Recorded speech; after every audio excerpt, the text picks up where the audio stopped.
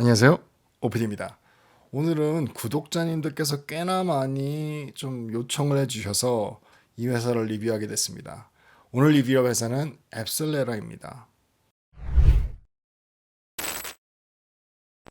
안녕하세요, 오피디입니다. 구독자 알람 해주세요. Let's go. 저는 이제 앱셀레라는 회사를 잘 몰랐어요. 근데 한 네 분인가 요청이 들어와서 그냥 리뷰를 해보기로 했습니다. 그리고 이제 제가 생물학을 공부해서 뭐 이런 회사 공부하는 거 좀 재밌어요. 이 앱셀레라는 회사는 바이오테크 회사입니다. 그래서 약간 제약 회사는 아니고요. 약을 이렇게 찾는 건 아니고요. 이제 바이오텍이라고 해서 좀 더 본질에 가까운 어떤 방법을 찾아내는 뭐 그런 회사입니다. 그래서 이 회사가 메인으로 하고 있는 일은요, 엔티전을 찾는 거예요. 그러니까 항원을 찾는 겁니다. 뭐 예를 들어서 백신을 만들 때 백신이 몸에 들어가서 엔티바디를 만들게 되고 그 엔티바디를 만들게 되면서 이제 그 병이나 아니면 바이러스를 이길 수 있게 해주는 건데 그 백신 안에 들어있는 게 엔티전이에요. 그래서 엔티전이 들어가면 몸에서 엔티바디를 만들어서 이 엔티전을 감싸는,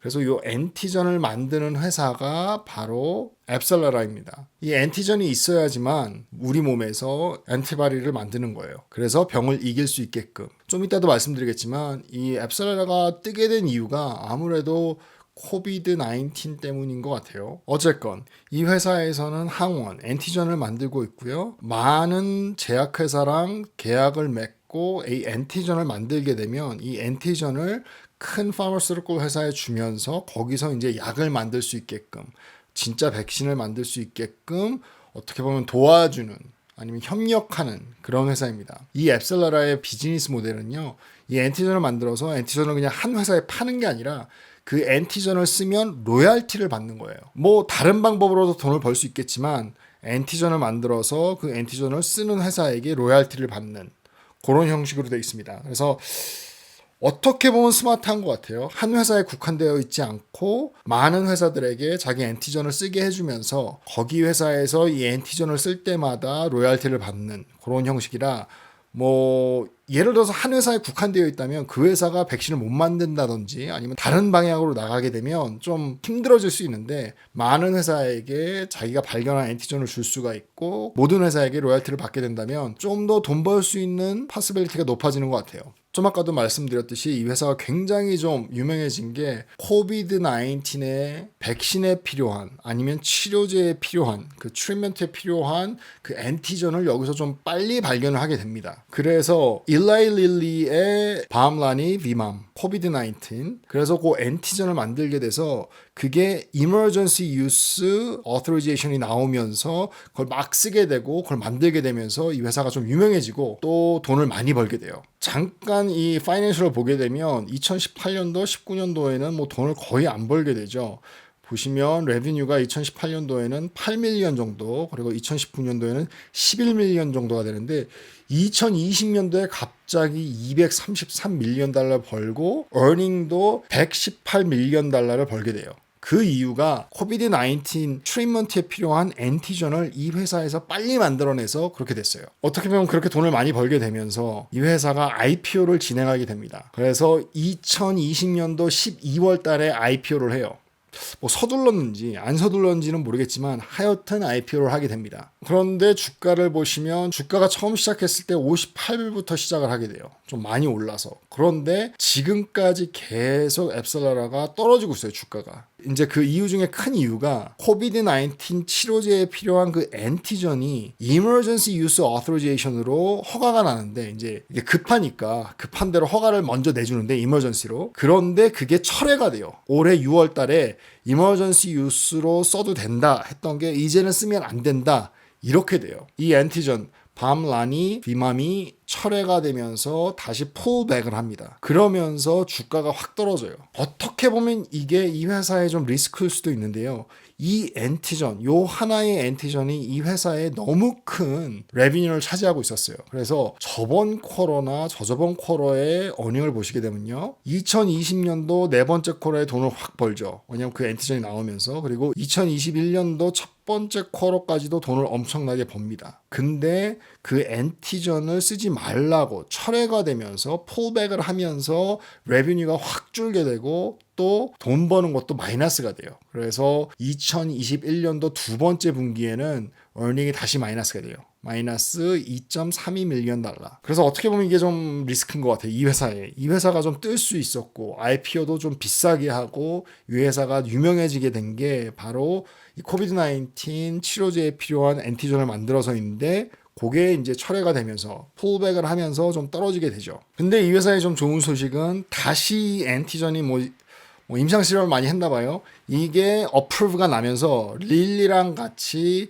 EU에 유럽에 이걸 갖다 팔게 됩니다. 이 뉴스는 이제 9월 21일 날 화요일 날 나온 뉴스인데요. 22만 도스 앱셀라라가 개발한 이 엔티전 요걸로 만든 치료제가 EU에 팔리면서 22만 도스가 쓰여지게 돼요. 그래서 다시 어프로브가 났어요. 그래서 아마 다음 쿼터에는 돈을 많이 벌지 않을까 생각이 되어집니다. 지금 주가가 굉장히 많이 떨어져 있는데요. 다시 오를 가능성이 이 뉴스를 보면 좀 있지 않은가라고 생각이 됩니다. 그리고 이 회사가 지금 작년 한 해 굉장히 좀 많이 성장을 했는데요. 작년 한 해뿐만 아니라 계속해서 좀 에버러지로 한 82% 해마다 성장하고 있어요. 그리고 지금 138개의 프로그램이 언더 컨트랙트에 있고요. 이 코비드-19 치료제 엔티전뿐만 아니라 다른 프로그램도 진행을 하고 있습니다. 이게 작은 회사였는데 그리고 프라이빗 회사였는데 굉장히 빠른 시간 내에 코비드-19 항원, 엔티전을 개발한 걸 보면 이 회사의 능력은 있는 것 같아요. 굉장히 큰 능력이 있고 그리고 다음에 어떤 약을 개발할지 어떤 엔티전을 개발할지는 모르겠지만 개발할 수 있는 파스빌리티가 굉장히 높은 것 같아요. 뭐냐면 많은 회사들이 엔티전을 공부를 했는데 지금 이 앱셀라라에서 나온 엔티전으로 먼저 치료제에 가까운 그런 약을 개발하고 있기 때문에 굉장히 좀 포지티브하게 좋게 볼 수가 있습니다. 하지만 리스크는 좀 아까 보셨듯이 지금 당장은 이 코비드-19 엔티전, 밤라니, 비맘 요거에 굉장히 좀 의존하고 있기 때문에 너무 레비뉴나 어닝이 왔다 갔다 할 수 있다. 요게 만약에 또 실패를 한다면 또 어닝이 마이너스가 되고 그래서 그거는 조금 리스크가 되지 않을까라는 생각은 듭니다. 이제 모든 바이오텍 회사가 그렇듯이 뭔가 하나가 개발되면 대박을 치게 되죠. 대박을 치게 되는데 만약에 뭔가 하나가 안 되면 그 대박친 약이나 엔티전이나 이 경우에는 뭔가가 하여튼 좀 무너지게 되면 회사 자체가 굉장히 많이 무너지게 되는 것 같아요. 그래서 그 리스크는 이 바이오텍 회사에게는 어쩔 수 없이 따르는 리스크인 것 같아요.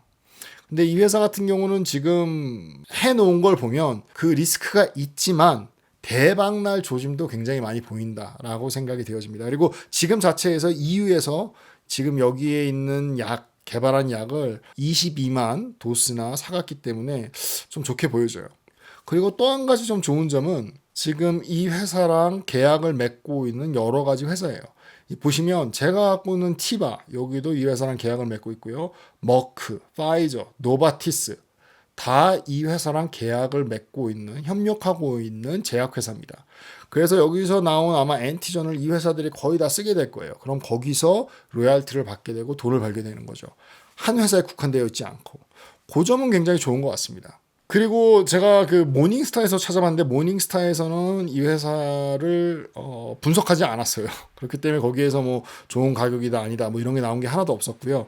지금 야후에서는 스트롱 바입니다. 지금 야후에서는 레코멘데이션 레이팅이 1.6이에요. 1이 제일 스트롱한 거고 5가 제일 나쁜 건데 1.6이면 굉장히 높은 정말 이거 사시오 거의 이런 수준에 있는 그런 회사입니다. 그리고 타겟 프라이스 또한 지금 거의 레인지를 25불에서 55불 사이로 잡고 있는데 이 애널리스트들이 근데 지금 프라이스가 21불이에요. 그러니까 좀 언더밸류 돼 있다라고 야후에서는 말하고 있습니다. 뭐 호재는 호재인 것 같아요. EU에서 지금 도스를 사고 있고 이머전시 유스로 좀 철회됐던 게 풀백 됐던 게 다시 나오게 되고 유럽에서 쓰던 게 좋은 뭐 성과를 보여준다면 여러 나라에서 쓰지 않을까 뭐 이렇게 생각이 되어집니다. 지금 좀 주가가 떨어진 상태죠. 한 15불까지 내려갔다가 지금 21불로 올라온 상태인데 더 올라갈 가능성이 떨어질 가능성보다는 높다라고 보여집니다. 그럼 뭐 저 개인적으로는 살 건지 안 살 건지 지금 언더밸류가 돼 있는 것 같아요. 뭐 이 회사 자체에서는 지금 언더밸류가 돼 있는 것 같고 어닝이 파지티브도 난 적이 있었고 또 그런 가능성이 높다. 그리고 지금 나온 호재를 봤을 때 어떻게 보면 뭐 한 1년, 2년 갖고 있으면 좀 주가가 오르지 않을까라는 생각도 해요. 시작한 게 58불이기 때문에 지금 뭐 21불 그럼 뭐 거의 2배가 올라도 시작한 가격보다는 낮기 때문에 어떻게 보면 굉장히 좋다라고 생각이 되어집니다.